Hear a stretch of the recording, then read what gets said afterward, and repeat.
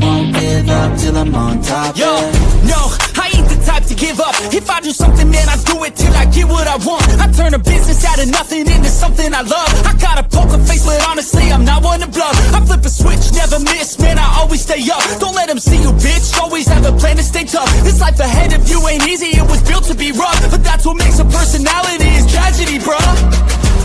So keep your head on your shoulders. Now we ain't out here moving rocks, we out here moving boulders. What up? What up? What up? Welcome into Pregaming. Here we go. It is Wednesday, October the 8th.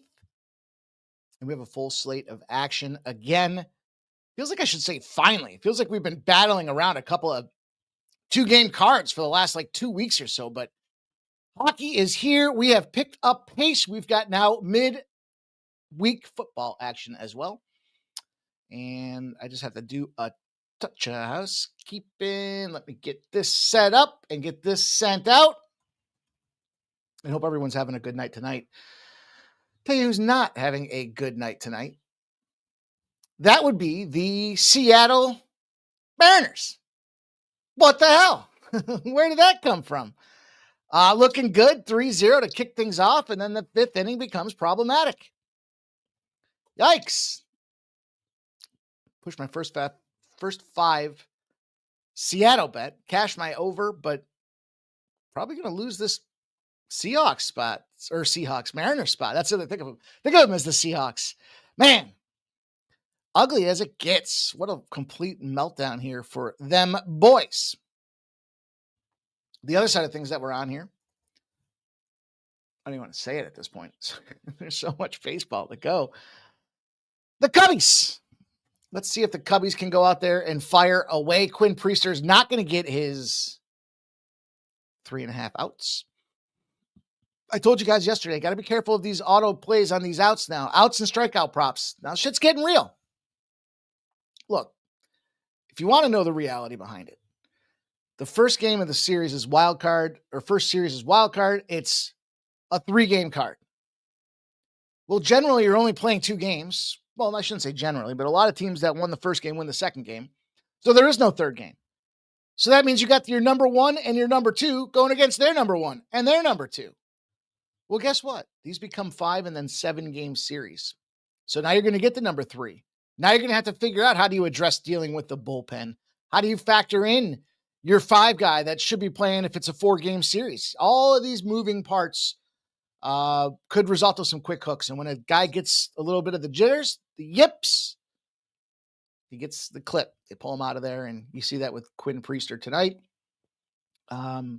Surprisingly, though, that game did hang on yesterday, that Seattle game yesterday, despite the massive rain delay. Pitching went, as I predicted. Just was a little nervous. Them boys wouldn't get out there for the full stint. And reality was, I had the Tigers guy under and the Mariners guy over. And so because of the score, it dictated that was a winner for us. Winners, and more winners. I gave out the under 5.5 in that early 5 p.m. hockey game yesterday. It was sweaty. It certainly was. It got there, but some player props did not get there. So that's a little disappointing. What else happened, though? I'll tell you what, nailed it yesterday. Talked about the Colorado Avalanche, excuse me. Get my shit together here. Colorado Avalanche get the job done. They get the win, as expected, with that Kings team. Now, got to factor in these Kings this year. We'll talk about them more as the season goes on. We'll talk about them tonight. This is one of them perfect spots in this Kings and Vegas game. We'll talk about it. I'll share that with you guys. What else? A little surprised to see Chicago just kind of rolled over. Didn't get their shot. They didn't get shots at the end of that third period whatsoever. That was a little bit bizarre. The Panthers won. The Rangers lose. First time in NHL history, a coach of a team moves off to another team and then loses that team the first game of the season. That just doesn't happen. And the over 6 didn't happen because the Rangers couldn't live up to their end of the bargain. The Blue Jays blew it, but Vladdy Guerrero gets his job done. 180 for the RBI. Carlos Rodon, under 14.5 pitching outs, plus 138. So we lost to plus 128. We won a plus 180. We won a plus 138.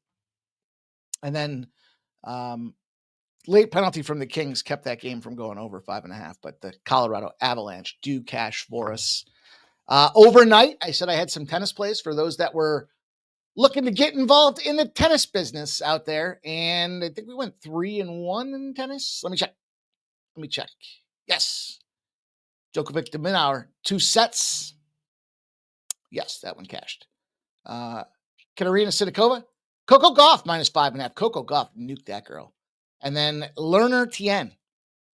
That was the loss. That was a men's play, ATP Shanghai.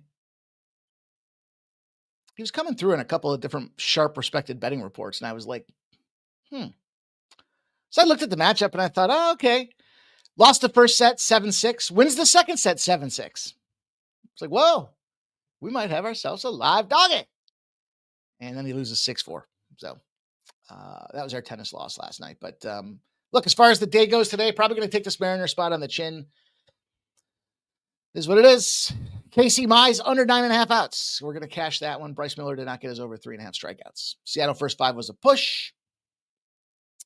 And I've got the Cubs, as I mentioned, to you guys here. So we've got some action tonight with the Toronto and Yankees game, the Philly and Dodgers game. That'll complete the Major League Baseball portion. Probably the last time, maybe the last time we have all 4 teams playing, all 4 series going at the same time. We'll see.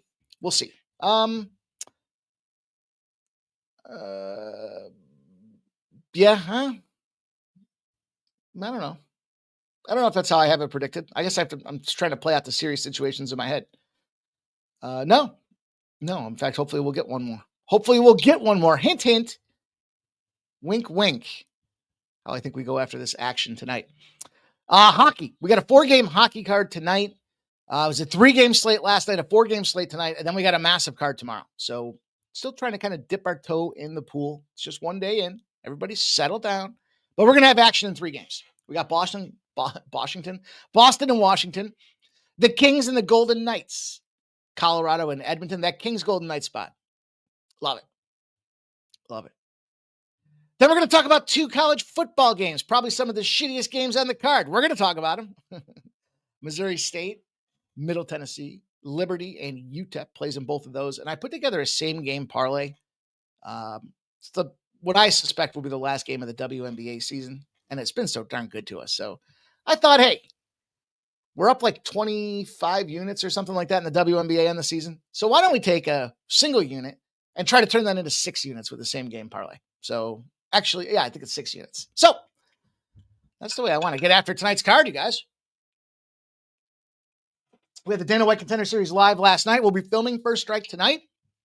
Get 3 plays out there from MMA Jeff, Subhuman Gaucho, and myself. 2-1 last week, 2-1 the week before. I think 2-1 the week before that. So plus money spots have been coming through for us in the world of MMA combat. What a fight that Vlogden fight was last night. I got to mention it again because those dudes were warriors, man. They're saying now the post reviews. Dana White got so excited. He came into the fighters press conference, post press conference. Normally, if you guys don't watch Dana White Contender Series, he comes out after the 5 fights are over and he talks about a recap of each of the fights and he decides whether or not he's going to give the guys a contract to the UFC. So, as he was so excited about that damn fight that came out after the fight before they even talked to the fighters, and he said, "Hey, they're both getting contracts. They're both getting $25K. So that's the best Dana White Contender Series fight I've ever seen." And most of the MMA pundits are talking about how that was the greatest fight they've ever seen, regardless of affiliation in MMA combat. So it was fun. Dude had a fucking hole in his head. It was like this big. I don't know if you guys saw it, man. Oh, it felt like you could see his skull. It's gross. So that's it. The Tigers are going to take the L. Tigers are going to take the W. They're going to take my L. Tigers 9, Mariners 3. 6th inning did it. I'm trying to figure out what happened in that 6th inning that did it. Well, it was really the 5th inning, I guess. Right? Yeah. It's hard to say. They were up 3-0 going into the 5th. The Tigers get 3. They pull out their pitcher. They roll to T Scumbag. And he pukes. Oh, I like that, though. They give Spire the L. Bryce Miller has 4.1 innings pitched, gives up 2 earned runs. So they're technically up when he's in 3-2. But the bases were getting juiced. So they pull him out. They put Spire in there. Spire comes in, goes two innings or two outs. 0.2. 2 innings pitch is 0.2 innings pitch is 2 outs. Fucking gives up 2 runs. They give him the L. And then in comes Bizzardo. Bizzardo pukes up 3 runs. And Vargas pukes up a 2-pack as well. Hey, Tigers Phillies tickets still alive. Still alive. That'll be fun. That's a fun series. All right. We covered yesterday. We covered some things today. I told you guys yesterday, expect Joe Flacco to get the start. They did come out today and say Joe Flacco will get the start for the Cincinnati Bengals. And I feel like there's something else big that was on my mind that I wanted to bring up here, but no, I guess not. No,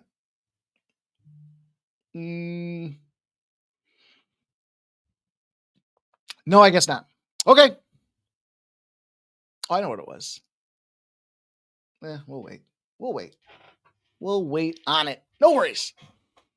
Appreciate everybody tuning in tonight. We got plenty of time for these games. The first game pops off at 7:05, and then staggered starts throughout the rest of the evening. So it's a big card to get through, but before we even get started, you guys know the most important thing to do. Give us some support by way of that thumbs up button. If you like what you're hearing, you enjoy the content, you want to see more content, we need more support. We need those thumbs to get smashed. Press them thumbs up, get them views in there. Leave them comments post-show. In-show, thumbs up. Post-show, comments, all are appreciated. And we'll keep coming back to do the thing that we do.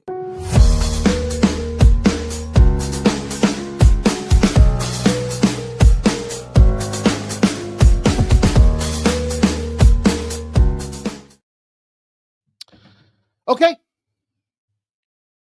Don't forget, 7:30 p.m., about an hour and 15 minutes. Sean Fox will be on here to go through his Wednesday night live betting throwdown with you guys, talking about the college football games ahead. Probably mix in some NHL. I'm sure he'll talk about all kinds of things out there, but player props, live betting, all will take place tonight here at 7:30 tonight. So enjoy the live streams. We keep going live with you guys Sunday, Monday, Tuesday, Wednesday, Thursday, Saturday. The only day we don't go live for a live stream betting-wise is Fridays. That's the time of the year. Sadly, there will only be one more Dana White Contenders show. That'll be next Tuesday. I think they said there's 6 fights in that card. There's one guy that's coming back for a second chance, which is crazy. You got a shot and you blew it. But hey, whatever. To each his own. Dana wants to do what Dana wants to do. That being said, though, we are going to step back from Tuesdays for a little bit after a 10-week run. So next Tuesday will be the last Tuesday, but hey, we're up and rolling on Wednesdays with Sean Fox, and I know you guys have gotten a taste. He's been on a number of our live shows, so you get a taste of how he likes to live bet and throw player props out there, drive by drive in some cases. So we'll see what he has in store for everybody this evening. But I'm ready to go. I hope you guys are as well. Throw your best bets in the chat. You know, it's my favorite portion of the show to get to shout out what you guys are involved with, and keep tracking. I like to keep track of what you guys are on. Sometimes we're head to head. That's okay. It's going to happen when we're betting on the majority of the sports card, but there's other times we're lock and stride. And that's what I like to hear when you guys compliment this plays with a trend or have trends of your own that you bring to the table. It's all about that preparation. Nobody does it better than this team right here, this community at Sports Money. So let's do it. Let's get to work. Let's see what everybody's got rolling. Shout out to Nicholas, Handy, and Barry. Says, I think we're going to get 5 games in the Yanks as well. Yeah, I can see that. I'll tell you what, Barry. Yay close to a Toronto parlay tonight. You know, I like my same teams, same city parlays. Stop Geo Engineer says, good luck tonight, my brother Mikey Money in the chat. There's Barry says, Cubbies win 1. And then they are done. Shout out to Robert McCormick. Stop Geo says, line dropped in the Tigers game Friday. Just grabbed their money line at -128. Scooble. Shout out to Magnifico in the house. What's up, Magnifico? Joe Dubs here. Jay Peasy. Nola 1-2 his last 3 postseason appearances at Dodger Stadium. Postseason 6.53 ERA. Suarez 0-2, 6.75 ERA. Just throwing out some numbers. So you're saying there's no way the Phillies are going to win. They might as well not even play the game tonight. Don't bother. Don't bother, says Jay Peasy. Justin McKelvey says sports money is money. Nathan Cerna is sponsored by Del Taco. I don't think so, are we? They didn't tell me yet. They didn't tell me if we are. I got a little lemonade. I got a little season-ending lemonade. So it's delicious and addicting. It's just that tart. A little punchy in the mouth a little bit, you know? Shout out to Action Jackson. Tune into the motherfucking greatest. Shout out to you, Action Jackson. Nathan Cerna says, I'm cashing in on Mariners, Tigers over. Cubbies money line so far. Shout out to Markel. Tarek B in the house. Jumped on the Tigers in the over live. Jumped on the Brewers plus 2.5. You know, it sucks sometimes. When you're right, you're right, and you're right, and you're right. But sometimes you can just feel the momentum, can't you? Like in hindsight, Yankees were winning yesterday.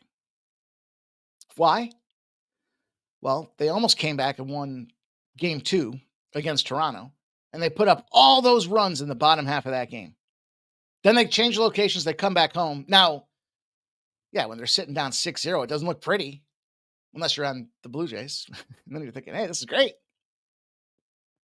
But then you can just feel it, right? 6-2, 6-3, 6-4. It was like, all right, at this point, you know, and then it gets tied at 6, and it's like, are you surprised? They had all those errors in the 4th inning. Was it the 4th or the 5th inning? No, not surprised at all. That's why we live bet. Watch the games. We live bet. You get that feeling for the momentum. Uncle Mo. Jay Main's here. Jerry Jones in the house. Likes Las Vegas plus 4.25. He's got an Asian line. He's got an Asian line in women's WNBA, I suppose. Or is that the NHL? I don't know. Markel says Del Taco's terrible.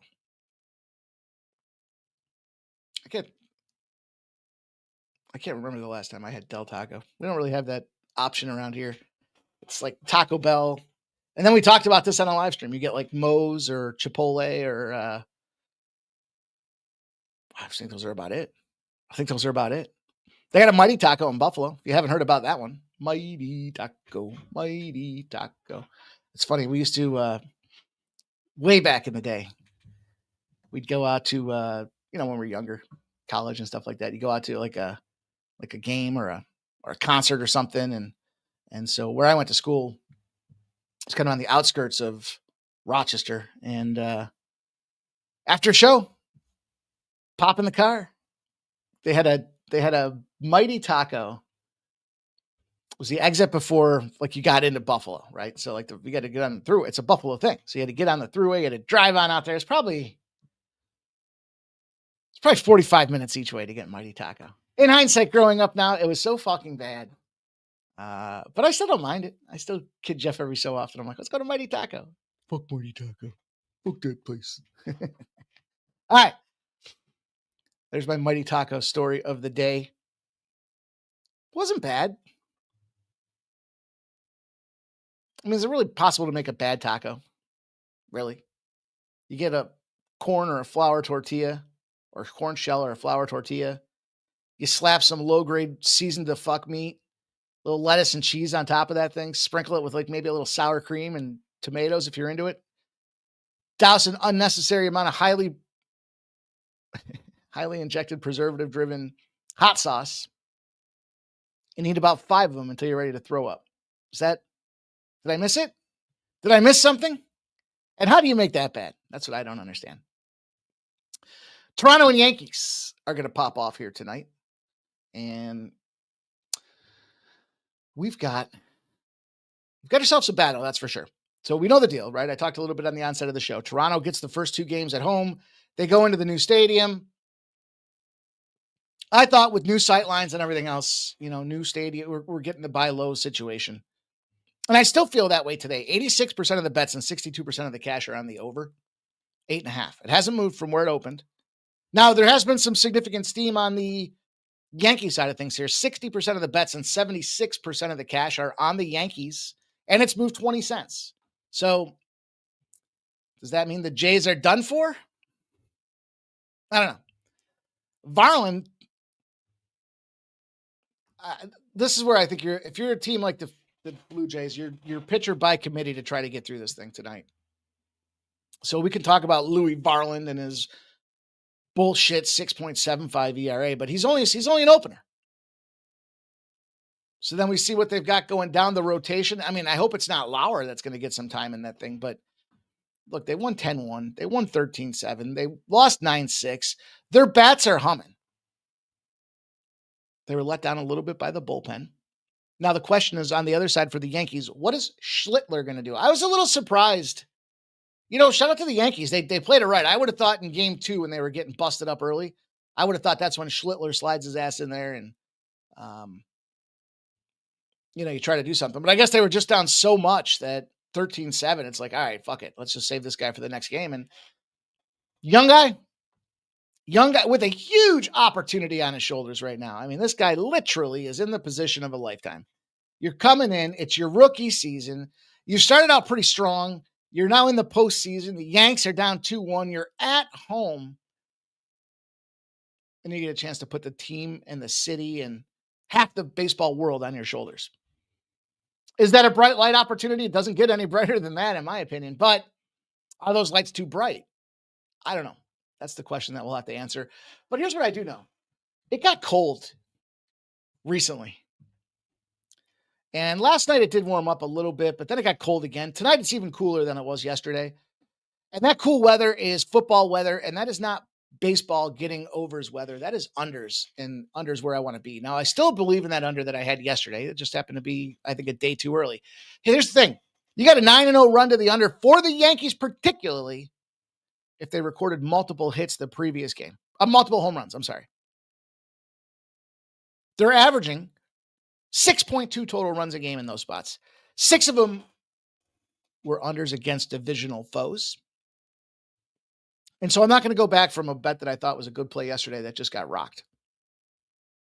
I mean, you look at the scoreboard, you're like, oh, there's 15 runs. Yeah, I can do the math. I got fingers and toes. But I also wouldn't be surprised if it is a little bit of a challenging spot for the Yankees. Do the Yankees go packing? Is it 1-2-3 Cancun? They're in a bad spot. Baseball wide, teams that are, where is that number? Where did I put that pesky little number? Teams coming off of a comeback from being down multiple runs do not fare well the following day. That is the case here tonight. They were down multiple runs yesterday. They came back. They won the game. The thing they've got going for them is they are at home. They were probably sleeping in their own beds would be my estimation last night. So probably a rested organization. It was Aaron Judge that fucked up things last night. There was breadth of participation was mightily fine across the board, but it was really one guy. And it wasn't just home run smacking Aaron Judge. It was diving catch saving Aaron Judge. So we'll see if he can do the same thing tonight. But like I said, you got one player. If we can knock down this one player, I think we have a good opportunity to go out there and fire up. But either way for me, I'm going to go back to this under. Again, all the weather, all the elements. Is Aaron Judge going to go out there and knock home 6 RBIs tonight? That's why they play the game. That's what we'll have to see. Highly dehydrated, too, is this guy. What do you guys say in the chat about that? Are you Yankees? Are you Toronto? Magnifico says, play the jingle. ZC said, got Cubs plus 143 and 44 in the first. Nice. I hammered the Cubs. Don't forget, I don't want to jinx it. I don't want to jinx it. I am a jinx it guy, too. Some people are like, I don't believe in that. I do. And it's right around jinx at times, so I'm not going to say it. But I'll tweet it out later tonight, maybe. And on to the game that JPZ says we don't need to play. This one's over, is what he say. Nola. Bum. I'm paraphrasing. He didn't say that. But the Phillies will send out Aaron Nola. They will put Yamamoto on the other side of things here for the LA Dodgers. Interesting battle. And when I cap some of baseball, you got to know I don't just cap the game. I'll cap the series, right? And I cap a lot of baseball series as I was approaching it this year in its entirety. But I explained that to you for one reason. 71% of the bets are on the Dodgers. The public, 72% of the bets now. Just now, 72% of the bets. 90% of the cash are on the Phillies. 90. We typically attribute the percentage of bets to public betting. $1 bettors, $5 bettors, $10, the parlay as long as your arm, the teaser, all that stuff, right? Typically, that's the whole pot. And then we look at the money and we say, well, the money is typically, bigger bettors. They're not putting multi-leg parlays together. Although I think they're starting to now. I think they're starting to realize how to do it. You don't have to have 7-leggers. You can do it with 2s and make some good money. But anyways, 90% of the cash on the Phillies.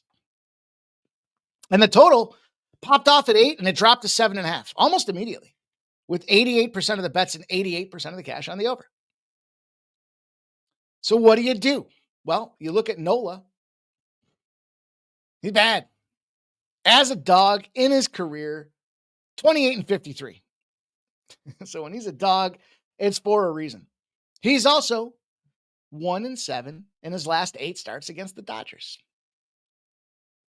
Yikes. Yikes. None of those numbers make me feel good at all. But when I talked about capping the series, what I talked to you guys about before was, what did we see when these two teams played in a month left in the season? The Dodgers smacked them in the mouth in Philly. And then what happened when the Phillies went to Dodgers? They smacked him in the mouth. 6-5, 9-6. They did get shut out the last game, 5-0.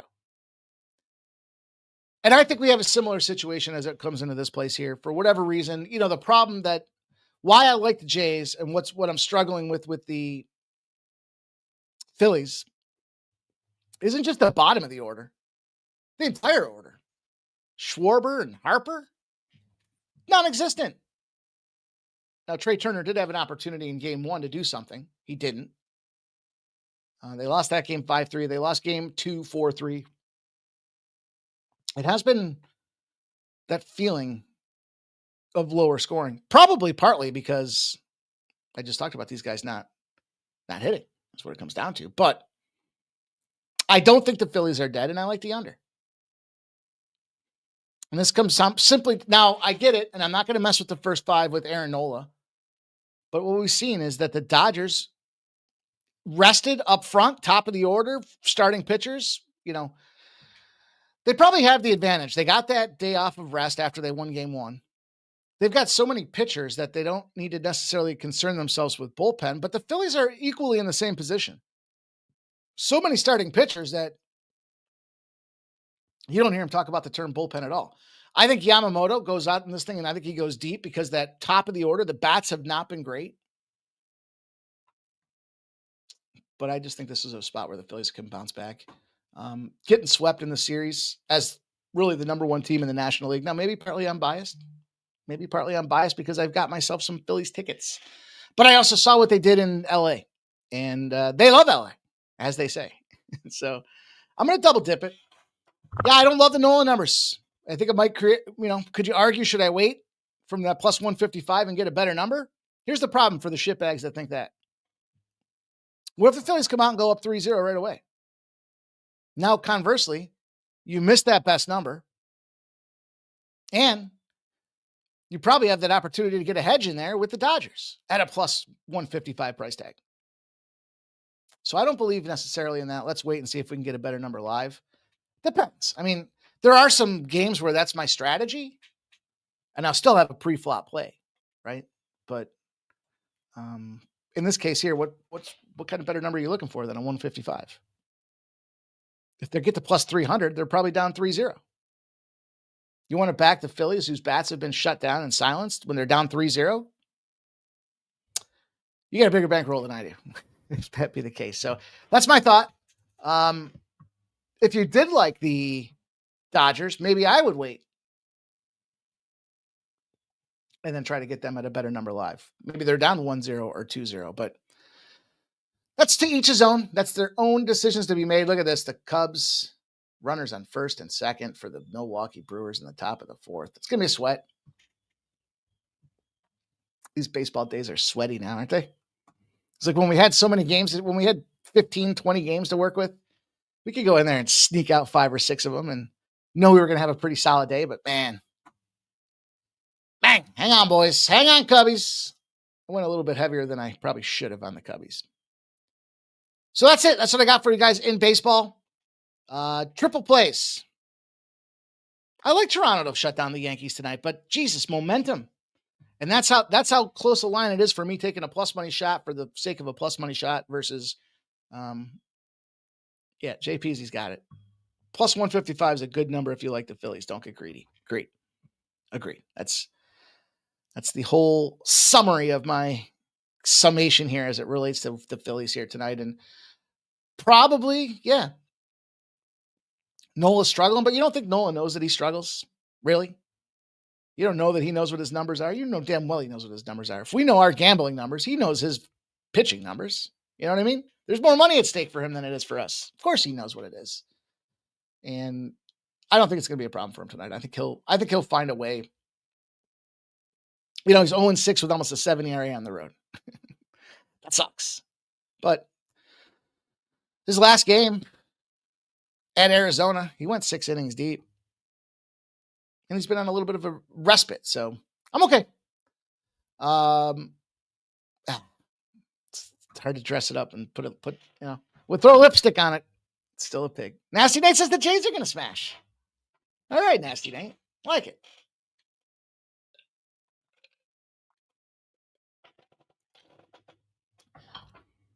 JPC says it's going to be mostly Suarez tonight.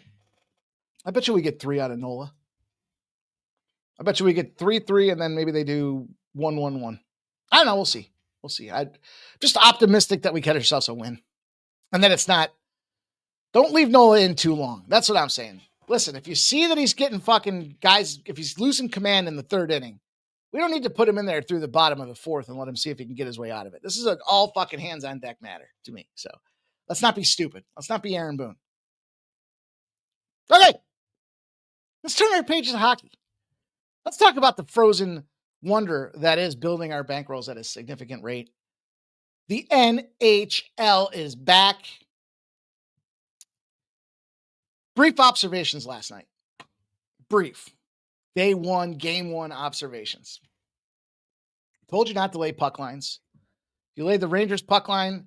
Even if you laid now look, how are you going to play the Kings? If you play the Kings puck line, because they were favored early, Rangers puck line and Panthers puck line, you just went 0-3.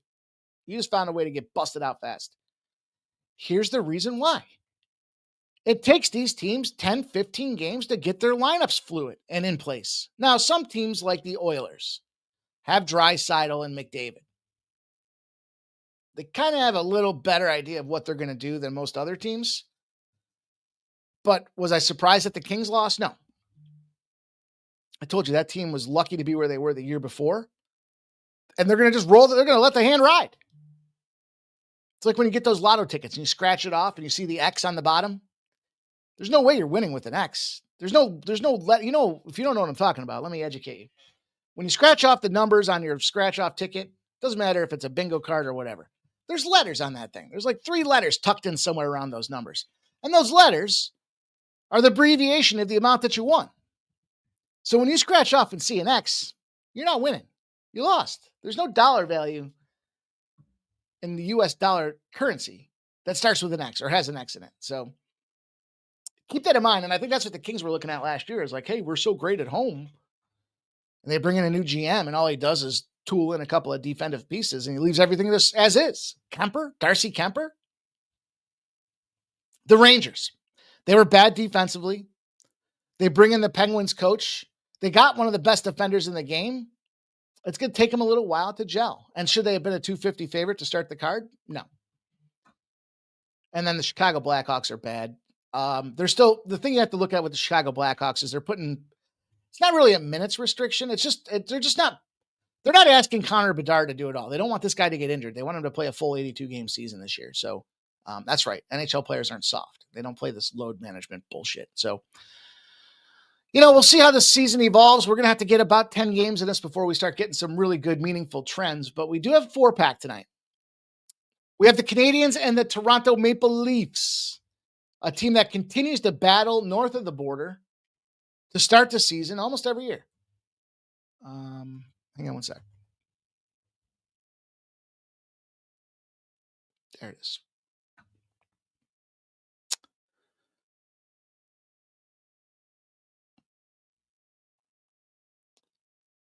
Trying to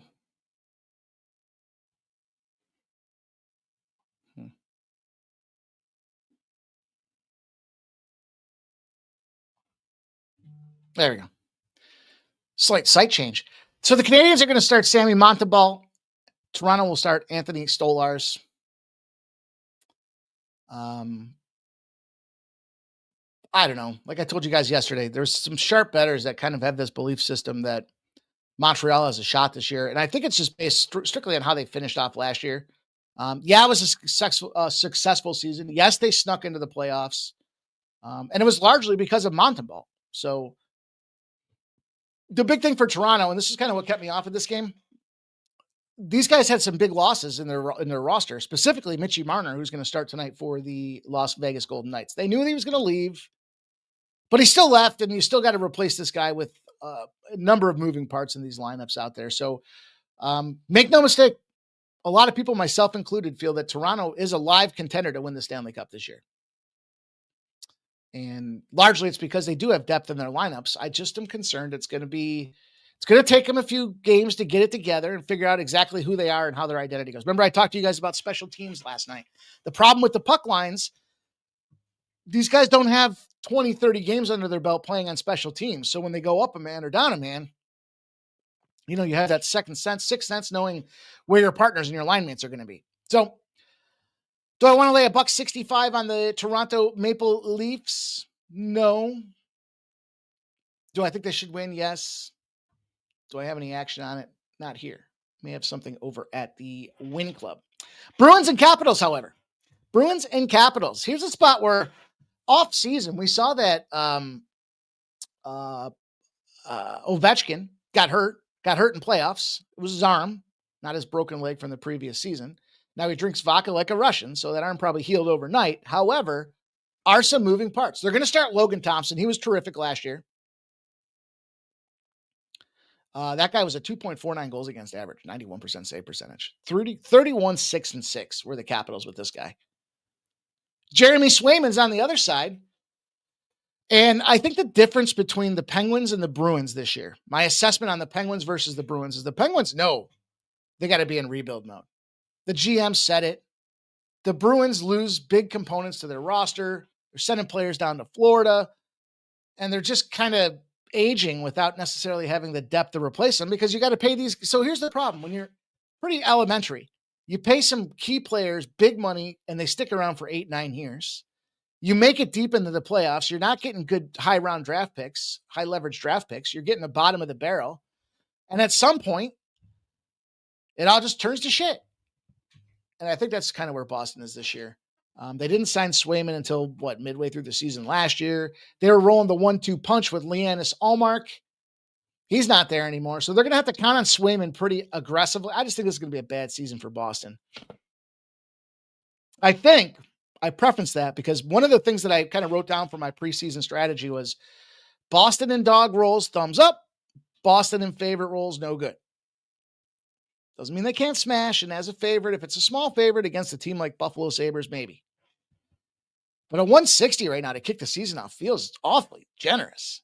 I gotta be honest. That one seems, especially with all those moving pieces behind it. So that being said, though, I think what we do have here is two aging teams. The Capitals last year were on old man times watch, as are the Bruins, which means you lose a little speed. The game slows down a little bit because your starters, they're just tired. They're older. They're tired. Now it's early in the season, so tired is loosely used. It's just a matter of,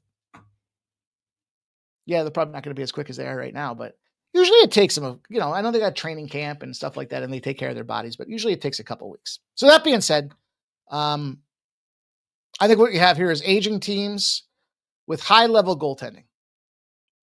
If you had to guess what that play was going to look like, would it look like this? Because I think it does. DJ Hardy doesn't think Boston wins 31 games. Jay Main thinks Logan Thompson regression. Could be. The scumbag play of the day is in. He likes it. He likes the Bruins and Capitals under 5.5. Derek Beast is Brewers plus 2.5. Looking good. I hope not. I hope not. What's the score? Oh, boy. It's 4-2. Oh, boy.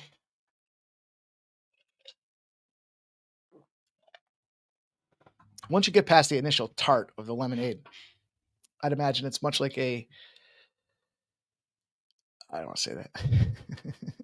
Derek Beast says, I had the Rangers-Yankees parlay yesterday. Rangers, the bums. Yeah? Mm-hmm. Timmy Two-Shoe says Swayman on a mission after last year.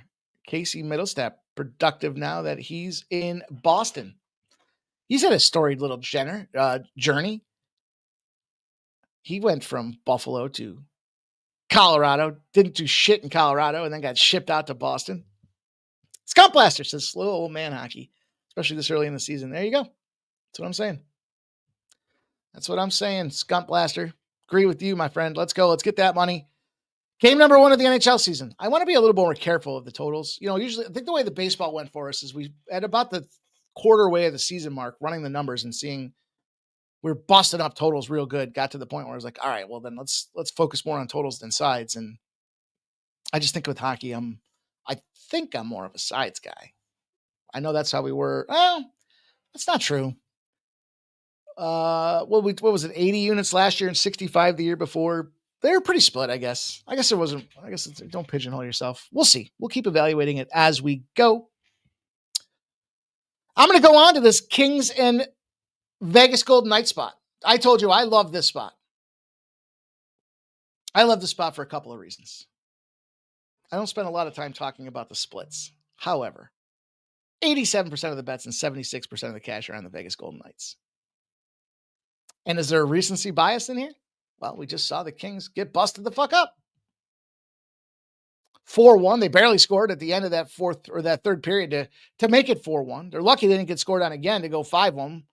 They had to put the goalie back in with a penalty. And shout out, man, Colorado looking good. Nixis, McKinnon. I forgot for a second they had Nixis there. I was like, holy cow, I forgot. And then he goes out there and he's firing. Smack, smack, smack. Vegas Golden Knights, I talked about this team. You know, the big thing for the Vegas Golden Knights, moving parts, moving pieces around, acquiring new talent, bringing in Mitch Marner, number 1 spot from the Toronto Blue Jays, or Toronto Maple Leafs. It'll take me about a month to stop saying the baseball team's name too. We know that Vegas in the past was a huge first period over team. They just spent a ton of money on Jack Eichel. Got himself a nice 8-year deal. Literally just, I don't know if it was overnight or earlier today, but just gave him a monster contract extension. So he's got to be fired up. He's got to be feeling good. He's got to have some plans to go out there and kick it around after the game with his boys to celebrate all that money he got. Team tradition states you go out there and spend a big couple $1,000s of that bonus check you get on your team for a team dinner. So that in the works, in the mix. We also have a great schedule spot here for the Knights. Great for bettors because they'll open up at home here against the Kings and they'll play their next 3 games on the road. Seattle, San Jose, Seattle, and Calgary. Good travel spot to kick the season off, but that means there's a lot of distraction that goes into what's happening with this game and this spot tonight. And I think the overreaction, you got a team that's got to figure their shit out. They're still figuring out how Marner's going to fit in the equation. They're still trying to figure out PP1 and PP2. They got it on paper, but look, just because it's on paper doesn't mean it's set. I told you guys yesterday the Sabres were a mess. They made more changes again today. They start fucking tomorrow. What are you doing? You had all offseason to figure out what the fuck is going on. Okay, take your time. We're all waiting. So I think this is a great little look ahead spot there. Yeah, they've got the road trip. Yeah, it's going to be a spot where they're going to be excited. They got the contract. They got the deal going on, and it's get on the plane and get the fuck out of there tonight because they play again tomorrow. They're the second leg of a back-to-back. Now, some bums out there will tell you it's the second leg of a back-to-back. It's the second game of the fucking season.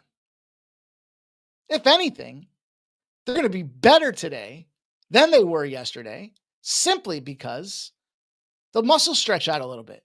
I'll tell you, man, when I used to come in as play at later in my hockey journey, I'd have to stretch a shit ton in the first and second games. But then by the third and fourth games, things were loosening up. Things were finally getting back to where they needed to be. And that's kind of what I think this Vegas Golden Knights spot's going to look like here tonight. Goaltending wise, do they have the edge? Well, it's Adin Hill. We saw Adin Hill was thrust into combat last year because there was a large number of injuries taking place. And he went 32-13-5. I think Vegas will have a good year. They've been running hard. They've been rolling playoffs and deep for the last couple of seasons. Could there be that little bit of a regression into play as well? Maybe. Now, the difference is they're going to go to Anton Forsberg because they started Darcy Kemper yesterday. So this guy was brought in the offseason because it was Red Light Rittich that couldn't stop a fucking Frisbee last year. So came off his best season ever. 2.72 goals against average and 3 shutouts. So that was with the Ottawa Senators. And then I told you guys, Ottawa goes out there. They pick up Linus Ullmark from Boston. They send Forsberg on. They think Ullmark's the solution because he played well with Swayman in Boston. They send Forsberg down the road. Golden Knights picked him up because they think he's better than Rittich. And I just think this is a sneaky little surprise spot. The public's going to overreact to what they saw yesterday, and you're catching a plus 170. Also, JW says, hey, scumbag, they win 32. Jay Main says, are Vegas in a new stadium? No, they're playing in the T-Mobile Arena. Mark House says, is this a Saquon regression season? He's hurt right now. He might not even play this week. I don't know if you guys knew that or not. They're looking at bringing players in to the practice squad to sub him out for at least a game because he's got, I can't remember if it was his foot. I think it was his foot. Hard to keep it all straight when you're spending all that time focusing in on the new NHL season. But yeah, I think they'll be okay. I'm not concerned. Did you know the Giants are 0-10 on Thursday nights in their last 10? Did you know? I didn't know that. But it's the case that goes all the way back to 2015. So 0-10 Thursday night football record for the New York Giants. The Philadelphia Eagles. Jalen Hurts. 3-11-1 in the favorite role of more than 7 points. And they are laying up 7.5. So injured Saquon. Jay Main says he's not in the injury report for tomorrow. I was following the beat reporters, and they're he might. I don't know. I don't know what to say. Follow the beat reporters, and they were saying that the coach is bringing in new talent. I should have highlighted it. Let me see if I highlighted it. It was some fucking scrub too. I was like, things must be bad.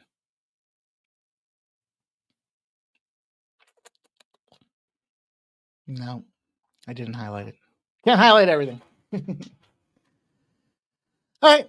Brian Smith's in the house. He says, hammering Schlittler under 4.5 Ks, betting against that career performance and looking for the implosion at plus 130.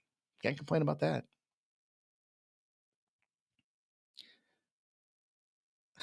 Timmy Tushu says, look like he's starting Anton Forsberg. Didn't you hear me, dude? Didn't you hear me just talk about the whole Anton Forsberg journey? Turn your sound on, Timmy Tushu. Markel says he's looking at the A.J. Brown receptions tomorrow. It's probably due for him to break out, isn't it? Stop Gio's got the Eagles Steelers money line in a parlay. Lines are rising. Says minus 130-ish now or worse. Jeez.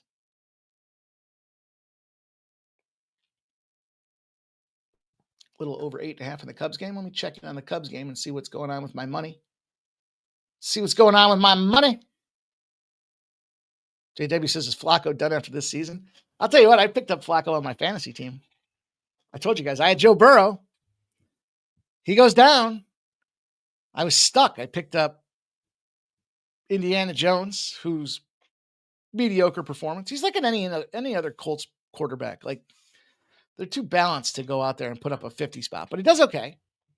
And then I had Jackson Dart, and I said, fuck Jackson Dart. Let me pick up Joe Flacco. So I'm back to Joe Flacco. I don't know who I'll start this week. We'll see. Okay. Last game I got for you guys here, the Battle of Alberta. Oh, I told you. Yeah, I got you guys. I'm taking that swing with this plus 170. Yep. Everybody's going to overreact on this one. Now, the last piece I was going to say before I think I got off on a tangent was, if you look at the puck line, plus or minus 145s, I think this is going to be a tight game, that LA Kings game out there. And I concur. I don't see it being an absolute beatdown drag out. I think what happens is you got a team that just started off very sluggish, and it's a quick flight. You land, and you're talking to each other saying, we got to get out there and start strong tomorrow. We fucked up last night. We got to get this one back. And so that's my assessment of what's happening there. Calgary and Edmonton. I know he's horrible, dude. What would you do in my situation? You had Joe Burrow. He's out. Everything's picked over. I got Indiana Jones. I had Jackson Dart. He had one good game, and he hasn't done shit. He's worthless this week against the Eagles. And then Joe Flacco goes back, at least with experience. He fills the gap of my Joe Burrow, because they had a lot of weapons for Cincinnati. And I suppose he can get just as many. It'll be interesting to see the trade-off. How many points does Joe Flacco get versus how many points does Indiana Jones get? DJ Hardy says McJesus to get 3 points and 4 shots on goal tonight. It's an interesting outtake. I don't know about the goals and points. I don't see a lot of points in this game. Now, if you'll recall Edmonton, they are the proud recipients of Skinner, and he sucked. 2.81 goals against average, 89.6% save percentage. I floated it out there yesterday.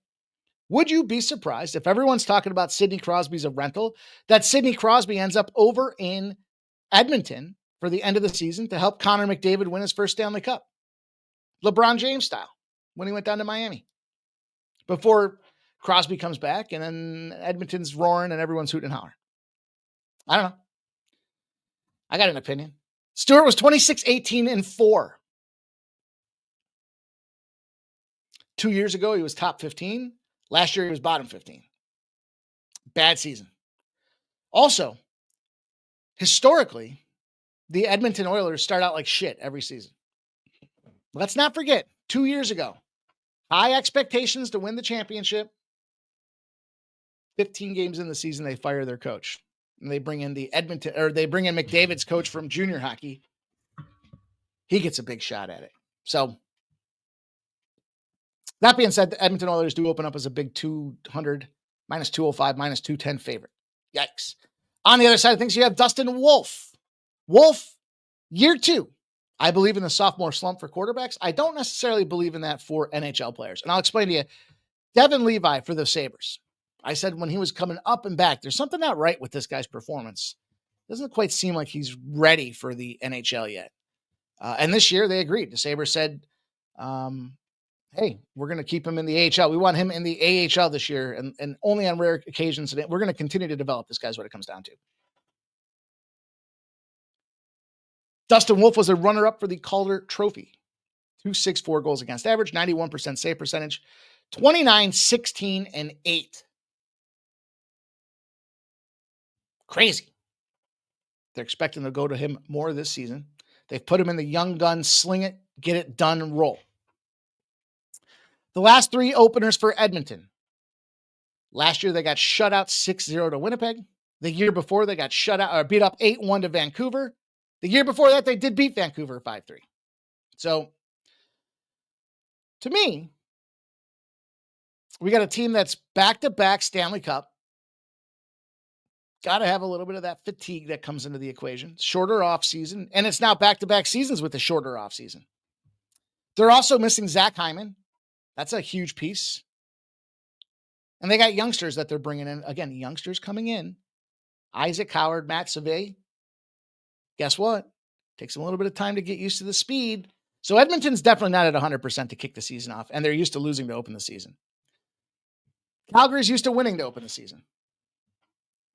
They come out strong and they shit the bed. That's Calgary's deal. They've won their last 3 season openers. So, look, I find it hard to imagine. I like Calgary. I'm not going to take Edmonton. I'm not going to take. To me, the Edmonton side's unplayable. I think it's a tight game. I think this game goes to overtime. And I hate to be that fucking guy because I know there's shows out there where these guys are week 1 saying, this is an overtime game. How are you going to say that, dickhead? But 6.5s have dropped to 5.5s on the totals with 68% of the bets and 67% of the cash. They've made this a minus 130 juice tag on the under 6.5. There's been, by the way, no movement on the Edmonton Oilers money line. It opened at minus 220. It's at minus 220. 92% of the bets, 95% of the cash on the Oilers. No doubt, McDavid and Draisaitl, if I was going to look for anybody to get points, it'd be those guys. I just don't want any points. I don't want to depend on any production from an offense that's got key personnel out and youngsters trying to come in and figure out the speed of the NHL. There's too many other things happening in that situation for me to get involved in. Could they go out there and make it an 8-5 type of game and everyone's like, holy shit, what a great game that was? Yeah. But I'm banking on the latter. I'm banking on this thing staying lower scoring. Minus 125s have moved to minus 130s, even minus 135s. And it's on its way down to a 5.5. DJ Hardy says Calgary blows. I disagree. They play in a tough division. But guess who I think takes a big step back this year? The Winnipeg Jets. And if they take a step back, that means somebody else has an opportunity to take a step forward. And that's the Calgary Flames, who have been silent assassins on their home ice, by the way. We'll see. We'll see what their breakdown looks like through the year. But Stop Gio likes a McJesus goal at plus 115. See, I just don't think there's enough return. Here's what I can tell you. He's not scoring 82 goals. We can all agree on that, right? And if he does, he's not getting a goal every game. So you're automatically in a position where, what's he going to get? 50 goals? 50? And sometimes, more often than not, he's going to get 2 or more in a game. So you're automatically down to about 30 games that he ends up putting a goal in the net. 30. I'm just using like a little over a third of the NHL season. So 30 at plus 115. Do the math with me. Somebody do the math with me. 30. Why am I struggling right now? I want you guys to see this equation. 30 times 115, right? That's 34.5. Well, that means that there's 52 games that he doesn't score. And you're probably going to get him at least, we'll say even money. So you're going to get him at least plus 1. You're going to get him at least plus 100, we'll say, more often than not. So this is what you're down for the season if you start playing McJesus goals. That's not profitable. That's not sustainable. And so I don't disagree. It's probably, it's got to be I think you're picking his spots. So I'd be curious, Stop Gio, what does the equation look like for picking his spots? I'd love to hear that. That's a question. That's not just for Stop Gio. That's for everybody. I'd love to hear that thought process. How do you determine, knowing that these guys are going to be a losing ROI, how do you determine what the criteria is for him to get a goal scorer? Like, I know when we had the Vladdy Guerrero RBI, you guys hadn't seen me put out an RBI in a minute. And I was like, it's got to be Vladdy Guerrero. And he fucking does it in the first inning. Like, yeah, it was metric driven.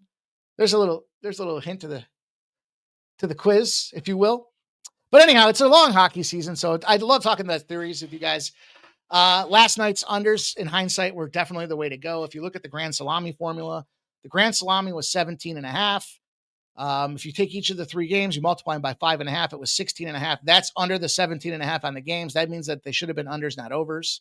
And all 3 of the games went under. So surprised that it was 3-0 and unders. I'm not happy because I had 2 overs and an under in there. But in hindsight, there's a lot of different mathematical equations, much like baseball, that we can affix to these sports that have 82 game leagues, 82 game seasons. So keep it in mind. Let's go. Got to get moving. 3 games left. I'll just move quickly here.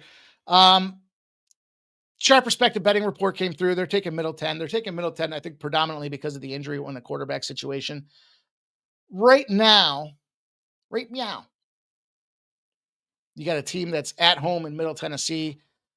They've been bad historically for a minute. There's no doubt about that. But I don't know. I think they kind of, once they came up to the FBS, last year was kind of their turning point where they weren't just complete dog shit. They weren't good, but they just weren't complete dog shit. Now, as far as the splits, this should open your eyes a little bit. This is kind of where you can correlate this to the Sharp Perspective betting. Where is it?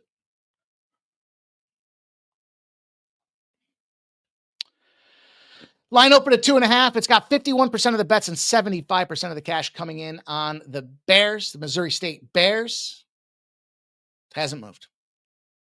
Not a cent. Might have been a little ping pong fluctuation here when the show started to where we're at right now, but it's back to the 2.5 number with all that money coming in on it. And I think the problem that you have here when it comes to the quarter, there's both these games to me feel like a similar situation. When it comes to Middle Tennessee, their quarterback's good for 1,125 yards and 6 touchdowns this year. He's got a 59% or so passing ratio. Missouri State just not scoring. 4 straight unders. Now, Middle Tennessee's been looking at some unders. I think the under's not a terrible look either, but it's come down from 54.5 to 51.5. And my expectation is that we see a team like Middle Tennessee able to open up and move the chains. It's going to be bad team versus bad team, but I go back to what I've said to you guys before. When it comes to these bad team matchups, the team that needs to move the ball through the air to get back on top of the board is the team that finds a way to go do it. I'll take the home team in Missouri State. Defensively, they got some tackling monsters out there. They got some big boys out there that can give it some hell in the trenches that force the other team to pass the ball through the air, and that's where their deficit comes into play. So I'm going to take Middle 10. I will also get in on, I kind of snuck this one out there the other day. Liberty. We got ourselves that open up here at 78% of the bets on UTEP. 51% of the cash. Line's gone from +1.5 to +2.5. Red flag. 47.5 was the total. It's down to 45.5 with 61% of the bets and 56% of the cash. Again, it's not going to be a pretty game. Both these teams coming in at 1-4. Liberty's offense is an absolute clusterfuck. Their quarterback stinks. I would give the offensive edge to Liberty, but the defensive edge to UTEP. Maybe. Here's the thing. You got win in this game. That's going to be a factor. That's going to make it hard to get the ball down there and get things rolling. And, well, that's where I think we have the opportunity. When it comes to time of possession for a game, UTEP doesn't move the chains. They're 129th overall in first downs this season. I ain't going to cut it.